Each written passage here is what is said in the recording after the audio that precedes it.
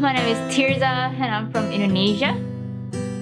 As I grew up in Indonesia, I recognize it that is a receiving missionaries country. So I never really grew up with the mindset or an opportunity to actually go out as a missions. Right after my high school, I felt like God said to do missions for a long time, and I have no idea how to do missions on that time, but I know that YWAM have a course called Discipleship Training School.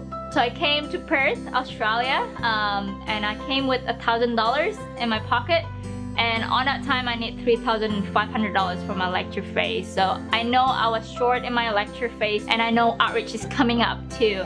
So it was a really stretching time of trusting God for it. It was 2 weeks into the lecture phase, and I remember I still need around $9,000 to raise in 1 month to go on outreach, and I have no idea how to do it. I remember one time I lay down on my bed and I felt God just keep speaking to make cookies for my classmate, which is really random. I've never made cookies in my life before, and to get people praying for me. So I keep wrestling with that, and then I have a picture of coins keep dropping in my head. But the thing is, I don't even have finances to get cookies ingredients on that time. So I was like, well, Jesus, you need to somehow provide for me. The craziest thing is, like, the next day, one of my friends actually come up to me and she's like, hey Tirza, I felt like to give these cookies ingredients to you. I don't know why, but I felt God say to me to just give it to you. So I was like, great, awesome, that's the cookies. I'm gonna make some cookies now. So I made the cookies that night, and then the next morning we had a bit of a prayer time for me. So I shared a bit of my testimony in front of the class. I'm quite a different person back then. I don't really like to talk in front of people, but I know I have to do it because God told me to do it.